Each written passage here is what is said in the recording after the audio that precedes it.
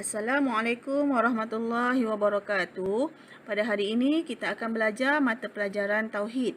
Sebelum itu, marilah sama-sama kita membaca doa belajar.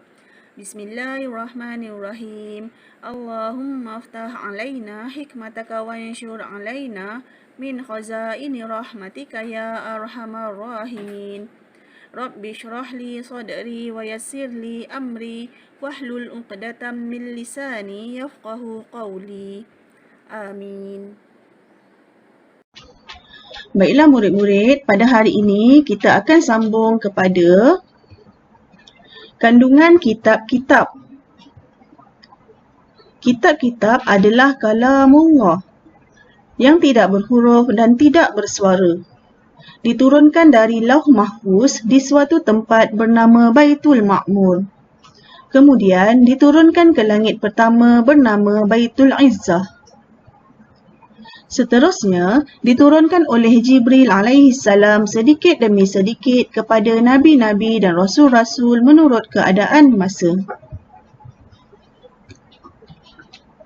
Kita lihat kepada kitab Taurat diturunkan kepada Nabi Musa alaihissalam.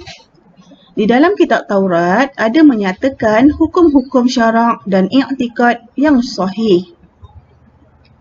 Di dalamnya ada mengkhabarkan berita seorang Nabi akan lahir daripada keturunan Nabi Ismail, iaitu Nabi Muhammad SAW pada masa akan datang dan membawa syariat baharu.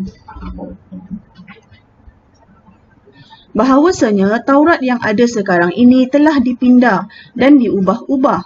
Sebahagian daripada tanda yang menunjukkan perubahan kitab Taurat yang ada sekarang ialah tidak disebut syurga, neraka dan hari kiamat di dalamnya.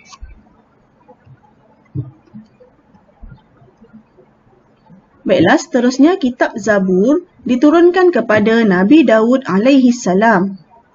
Kitab Zabur tiada mengandungi hukum, hanya perkhabaran, cerita, doa, zikir dan hikmah. Oleh itu, Nabi Daud alaihissalam tidak mempunyai syariat, maka baginda dan umatnya mengikut syariat Nabi Musa alaihissalam. Seterusnya, kitab Injil diturunkan kepada Nabi Isa alaihissalam. Injil pula mengandungi seruan mengesahkan Allah Ta'ala. Ia memansuhkan sebahagian hukum yang ada di dalam Taurat dan mengkhabarkan berita akan lahir seorang Nabi terakhir, iaitu Nabi Muhammad SAW. Seterusnya, yang terakhir adalah kitab Al-Quran diturunkan kepada Nabi Muhammad SAW. Segala kitab terdahulu semuanya telah dimansuhkan dengan turunnya Al-Quran. Al-Quran ialah wahyu Allah Ta'ala yang diturunkan kepada Nabi Muhammad SAW melalui perantaraan malaikat Jibril yang sampai kepada kita secara mutawatir. Ia diturunkan dalam bahasa Arab dan diturunkan secara berperingkat-peringkat selama 23 tahun. Maksud mutawatir iaitu periwayatan oleh sekumpulan perawi yang pasti dan yakin. Mereka tidak bermuafakat untuk berdusta tentang periwayatan tersebut pada setiap peringkat periwayatan. Seterusnya, membaca Al-Quran dikira sebagai ibadah dan mendapat ganjaran yang besar walaupun tidak memahami maknanya. Setiap huruf yang dibaca mendapat 10 ganjaran daripada Allah Ta'ala.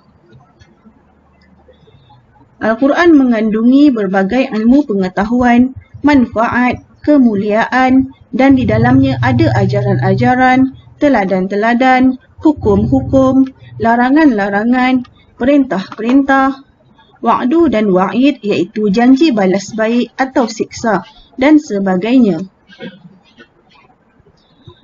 Baiklah murid-murid, setakat ini saja berkenaan kandungan 4 kitab tersebut. Baiklah, saya harap semua rajinlah belajar dan ulang kaji pelajaran untuk menjadi murid yang disayangi Allah, Rasulullah, ibu bapa dan guru. Assalamualaikum warahmatullahi wabarakatuh.